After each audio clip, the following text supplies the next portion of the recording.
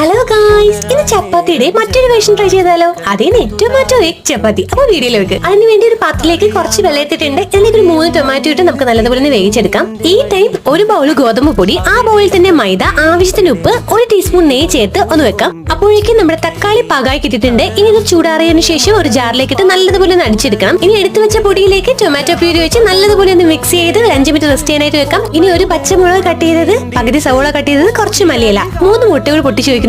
പാകത്തിന് ഉപ്പിടാം. എന്നിട്ട് നല്ലപോലെ ഒന്ന് ബീറ്റ് ചെയ്യാം. ഇനി എടുത്തു വെച്ച മാവ് ഇതുപോലെ ചെറിയ ബോൾസ് ആക്കി എടുത്തിട്ടുണ്ട്. നമുക്കിതൊന്ന് പരത്തിയെടുക്കാം. എന്നിട്ട് ഇതുപോലെ ഒന്ന് കട്ട് ചെയ്ത് ഇതിലേക്ക് കുറച്ച് നെയ്യ് സ്പ്രെഡ് ചെയ്ത് ഈ കാണുന്ന രീതിയിൽ ഒന്ന് ഫോൾഡ് ചെയ്തെടുക്കാം.